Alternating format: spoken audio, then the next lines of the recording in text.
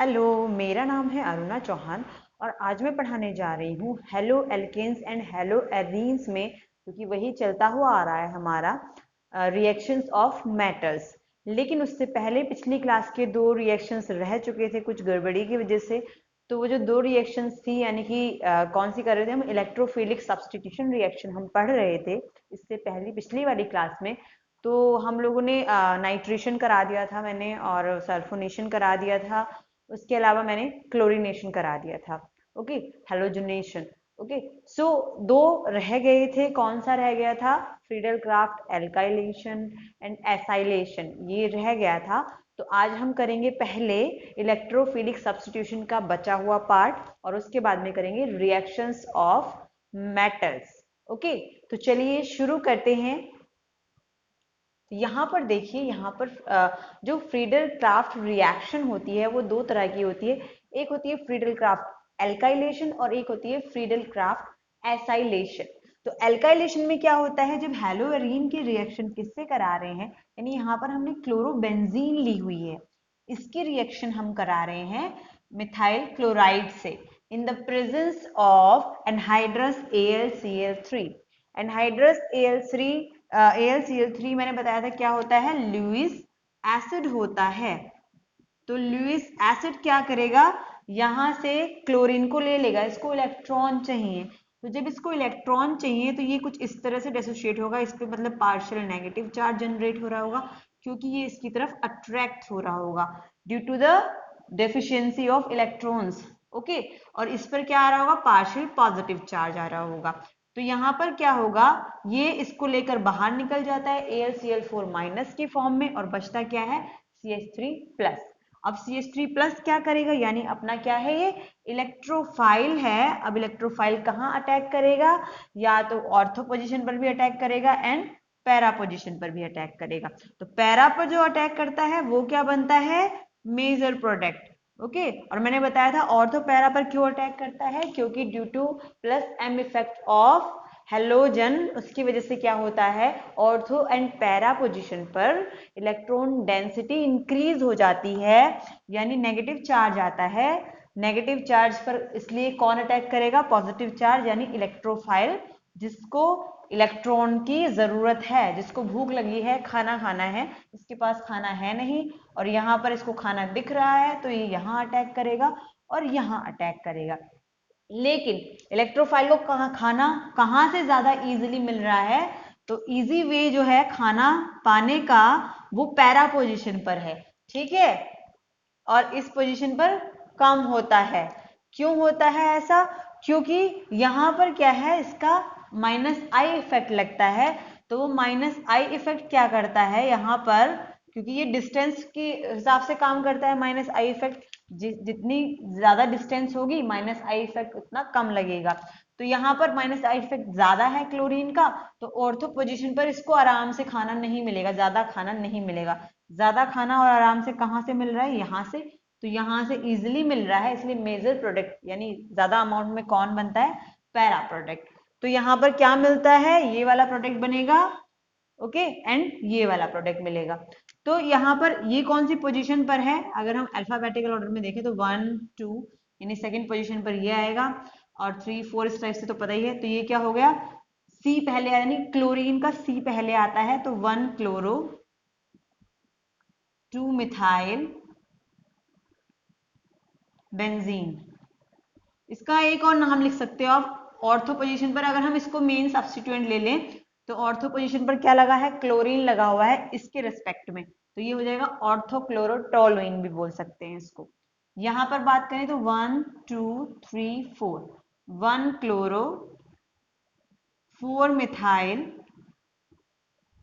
Benzene, इसका IUPAC name हो जाएगा, या इसको पैरा क्लोरोटोलुइन भी बोल सकते हैं। तो दो प्रोडक्ट फॉर्म होंगे, ऑर्थो एंड पैरा डेरिवेटिव। जो पैरा वाला होगा वो क्या होगा, वो मेजर प्रोडक्ट होगा, और जो ऑर्थो वाला होगा वो माइनर प्रोडक्ट होगा। ये हो गया फ्रीडल क्राफ्ट एल्काइलेशन। अब जनरेशन ऑफ इलेक्ट्रोफाइल देख लेते हैं कि इलेक्ट्रोफाइल का जनरेशन कैसे होगा। मैंने बताया था कि मैं आपको साथ साथ बताती चलूंगी, और मैकेनिज्म मैं ऑलरेडी इससे पहली वाली क्लास में बता चुकी हूँ कैसे होती है, तो आपको वो करके देखनी है।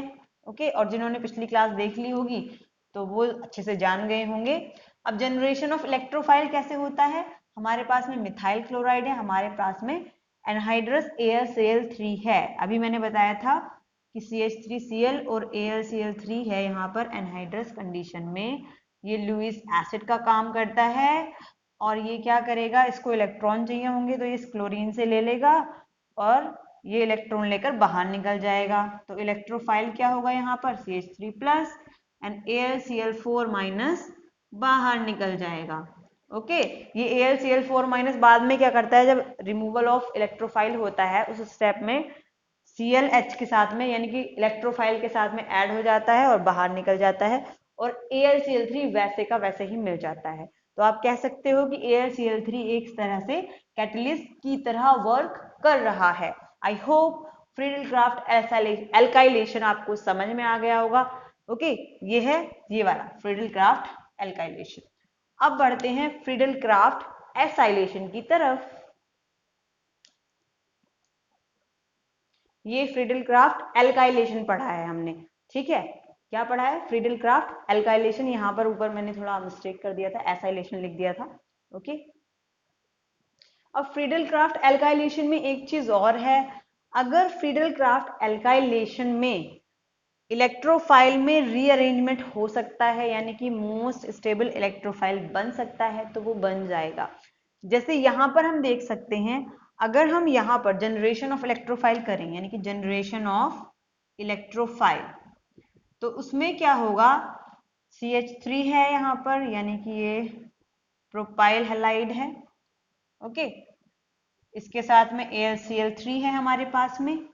अब क्या होगा, ये यहाँ से सिमिलरली Cl ले लेगा और हमारे पास क्या बचेगा, CH3 CH2 CH2 and plus charge, ये हो गया इलेक्ट्रोफाइल एंड AlCl4 माइनस, ये आ गया हमारे पास में।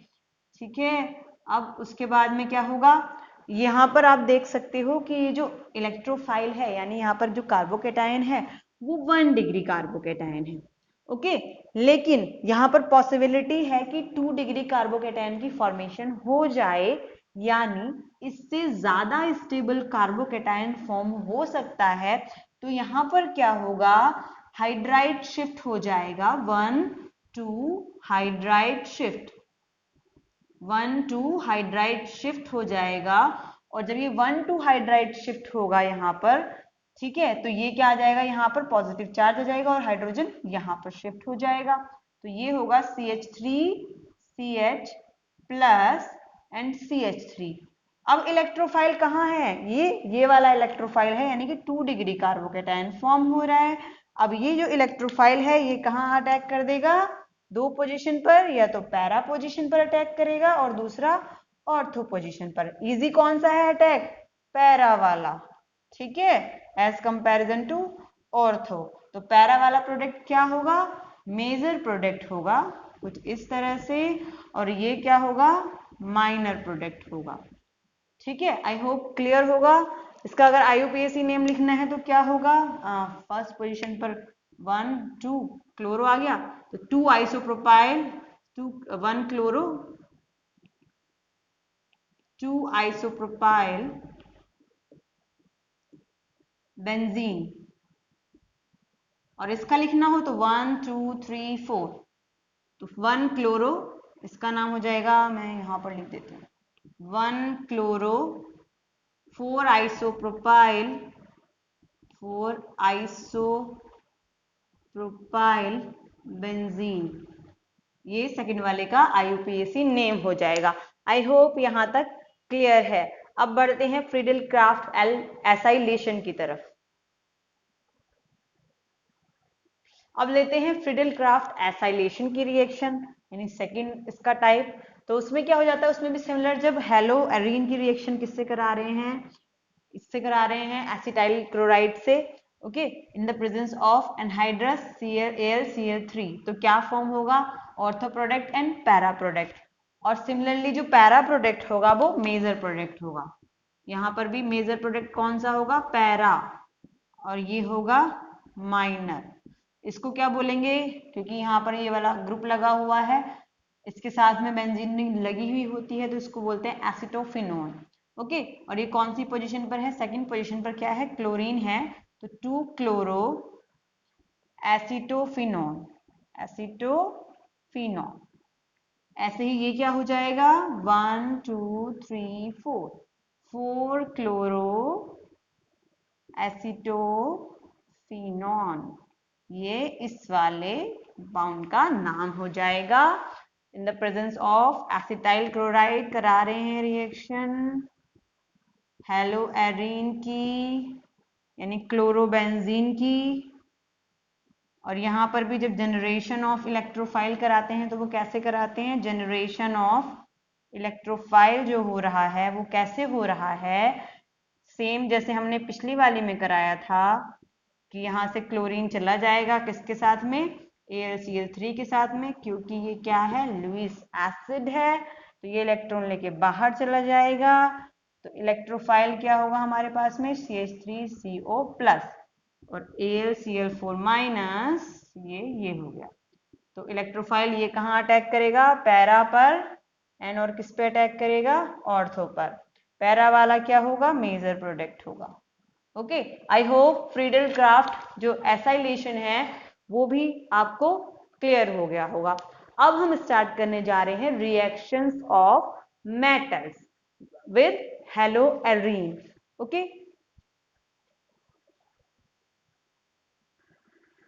अब रिएक्शन विद मेटल्स में मतलब हेलो एरीन्स जब रिएक्शन करा रहे हैं मेटल्स के साथ में, तो उसमें क्या होता है? उसमें हम देखेंगे जैसे कि अब यहाँ हमने ये ऑलरेडी पढ़ा था कि reaction with metals in haloalkanes में भी पढ़ा था। तो वहां पर भी जब हेलो एल्केन की रिएक्शन मैग्नीशियम के साथ करा रहे थे in the presence of dry ether, तो एक रिएजेंट बन रहा था जिसको बोलते हैं Grignard reagent, RMgX general way में इस तरह से रिप्रेजेंट करते हैं। ठीक है, और मैंने बताया था कि जो R होता है वो मतलब एल्केन भी हो सकता है सिंपल, और क्या हो सकता है? एरोमेटिक रिंग भी हो सकती है वहां पर। ठीक है, तो यहाँ पर भी सेम जब हेलो एरीन की रिएक्शन हम करा रहे हैं with magnesium in the presence of dry ether, तो क्या फॉर्म होता है? फॉर्म होता है ग्रिग्नार्ड रिएजेंट। यहाँ पर इसका क्या नाम होगा? Phenyl magnesium chloride, phenyl magnesium chloride. ये क्या है? एक ग्रिग्नार्ड रिएजेंट है, और मैंने बताया था कि हाईली रिएक्टिव होता है, बहुत ज्यादा रिएक्टिव होता है, इतना रिएक्टिव होता है कि जरा सा भी मॉइस्चर मिल जाए इसको तो ये क्या करेगा? फौरन उससे हाइड्रोजन ले लेगा और हाइड्रोकार्बन में कन्वर्ट हो जाएगा। ठीक है, यानी ये बहुत ही, यानी कि कह सकते हो हाईली रिएक्टिव है, highly reactive and very sensitive towards moisture. ठीक है, मॉइस्चर हो किसी भी एसिड के साथ में, अल्कोहल के साथ में, अमाइंस के साथ में, अमाइड के साथ में, और यहाँ तक कि कार्बन कार्बन के बीच में ट्रिपल बॉन्ड यानी कि टर्मिनल एल्काइन हो, ठीक है, उसके साथ में भी ये क्या करता है? उससे हाइड्रोजन ले लेगा, यानी जहां पर भी इसको एसिडिक हाइड्रोजन दिखाई देगा वहां से ये हाइड्रोजन को एब्स्ट्रैक्ट करेगा और खुद किस में कन्वर्ट हो जाता है? हाइड्रोकार्बन में। जैसे मैं यहाँ पर मान लो क्या है ये, इस तरह से जनरल फॉर्म ले लेती हूँ इसकी, ये हो गया RMgX, R वाला पार्ट। अगर इसको क्या मिल जाए? एसिडिक प्रोटॉन मिल जाए कहीं से भी, ये ऑलरेडी मैं करा चुकी हूं, तो ये किस में कन्वर्ट हो जाता है? हाइड्रो कार्बन में कन्वर्ट हो जाता है। कौन? ये Grignard reagent. Okay, I hope ये सब इसके बारे में क्लियर होगा कि क्या मतलब रिएक्शन विद मेटल्स में कि ग्रिग्नार्ड रिएजेंट क्या होता है। ये ऑलरेडी अगर आपको देखना हो तो आप मेरी इससे पहले वाली क्लास में जा सकते हो, मतलब मैंने ग्रिग्नार्ड रिएजेंट के बारे में भी बताया हुआ है, आप वहां पर जा सकते हो। इससे पहली वाली में नहीं, उससे भी पहली वाली क्लास में, मैं लिंक डिस्क्रिप्शन में दे दूंगी उसका। ठीक है, अब चलो बढ़ते हैं नेक्स्ट रिएक्शन की तरफ। अब नेक्स्ट रिएक्शन है जिसको बोलते हैं फिटिक रिएक्शन। फिटिक रिएक्शन में क्या होता है? हेलो एरीन का जब 2 मोल लेते हैं इन the presence of sodium metal, यहाँ पर क्या ली हुई है? सोडियम मेटल ली हुई है, इसकी प्रेजेंस में हम क्या ले रहे हैं? Hello arene. ठीक है, 2 मोल इसके और 1 and 2 2 मोल इस हेलोएरीन के ले रहे हैं। तो इसमें क्या होता है, ये जो Na है, सोडियम मेटल है, ये दोनों हेलोजन को लेकर बाहर निकल जाता है, यानी -2 NaX की फॉर्म में, और ये जो रिंग है ये आपस में बाइफिनाइल रिंग बना लेती हैं, एरोमेटिक रिंग की, ऐसे इस तरह से। तो इस रिएक्शन को बोलते हैं फिटिग रिएक्शन। ये क्या हो रहा है, बाइफिनाइल रिंग की फॉर्मेशन कर रही हैं। ओके, तो ये क्या हो गई, फिटिग रिएक्शन हो गई, जिसमें दो हेलोएरीन्स आपस में रिएक्ट करती हैं इन the presence of 2 mole of Na। Okay, और फॉर्मेशन किसकी होती है, बाइफिनाइल की, और बाहर क्या निकल जाता है, NaX बाहर निकल जाता है। X की जगह हेलोजन हो सकता है, क्या हो सकता है, FClBr, ClBrI, इस तरह से इसको ले सकते हैं यहाँ पर। ओके, आई होप यहाँ तक क्लियर होगा। फिटिक के अलावा हमने वुड्स भी पढ़ी थी। वुड्स रिएक्शन में हम क्या ले रहे थे, उसमें एल्केन ले रहे थे, हेलो एल्केन।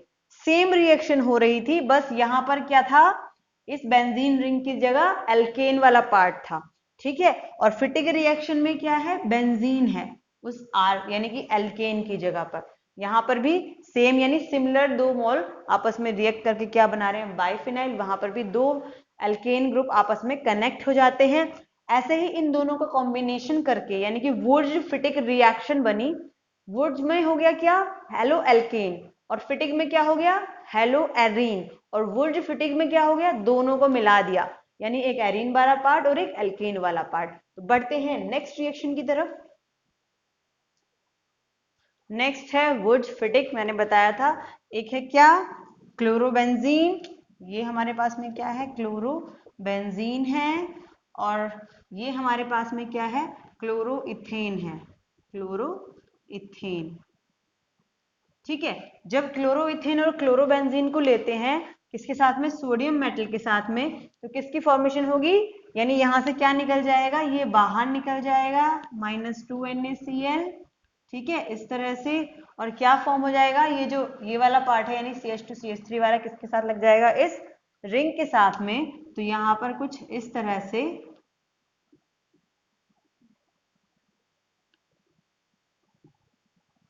CH2CH3, ये किसकी फॉर्मेशन हो जाएगी, इथाइल बेंजीन की, इथाइल बेंजीन की। ओके, आई होप यहां तक क्लियर होगा कि जब क्लोरोबेंजीन की रिएक्शन करा रहे हैं क्लोरोइथेन के साथ में इन द प्रेजेंस ऑफ सोडियम, तो किसकी फॉर्मेशन हो रही है, इथाइल बेंजीन की फॉर्मेशन हो रही है। तो यानी इसमें वुड्स वाली रिएक्शन का पार्ट भी ले लिया और फिटिक वाली रिएक्शन का पार्ट भी ले लिया, यानी दोनों अलग अलग ले लिए, ठीक है। तो ये क्या हो गया, Wurtz Fittig reaction. I hope यहां तक क्लियर होगा कि क्या होती है वुड्स फिटिक रिएक्शन। अब बढ़ते हैं नेक्स्ट रिएक्शन की तरफ। नेक्स्ट होती है उल्मान रिएक्शन। उल्मान रिएक्शन में क्या होता है, जब आइडोबेंजीन की रिएक्शन किसके साथ में करा रहे हैं, कॉपर के साथ में करा रहे हैं, तो किसकी फॉर्मेशन होती है, बाइफिनाइल रिंग की, और क्या बाहर निकल जाता है, CuI, यानी यहां से ये चीज जो है ये बाहर निकल जाएगी, इसके साथ में कॉपर के साथ में जो आयोडीन है। और ये जो रिएक्शन होती है, ये रिएक्शन केवल और केवल कौन देता है, आइडोबेंजीन देता है इस रिएक्शन को ओनली, और कोई भी जो और कोई भी एरीन यानी कि हेलो एरीन है वो इस रिएक्शन को नहीं देता, एक्सेप्ट आइडोबेंजीन, केवल ये रिएक्शन देता है, किसके साथ में, कॉपर के साथ में, और क्या बना लेता है, बाइफिनाइल रिंग की फॉर्मेशन कर लेता है यहाँ पर इस तरह से। ओके, तो ये प्रोडक्ट हो जाएगा और 2CuI बाहर निकलेगा। आई होप यहाँ तक क्लियर होगा। अब बढ़ते हैं नेक्स्ट रिएक्शन की तरफ। जब हेलोएरीन यानी ब्रोमोबेंजीन की रिएक्शन हम लिथियम के साथ में करा रहे हैं इन the presence of dry ether, तो यहां पर क्या फॉर्म होगा, ये इस तरह से लिथियम यहां अटैच हो जाएगा 1 मोल, और एक Br के साथ बाहर निकल जाएगा LiBr, तो इसको बोलेंगे phenyl lithium, lithium benzene, phenyl lithium इसका नाम होगा। ओके, आई होप ये भी जो भी रिएक्शंस कराई हैं ये सब आपको क्लियर होंगी। ओके, अगर लेक्चर पसंद आया हुआ हो पसंद आया हो तो लेक्चर को लाइक करना ना भूलें और वीडियो को ज़्यादा से ज़्यादा शेयर करें, कमेंट करें। अगर कमेंट कुछ डाउट है आपको तो कमेंट बॉक्स में कमेंट करना ना भूलें। Thanks for watching.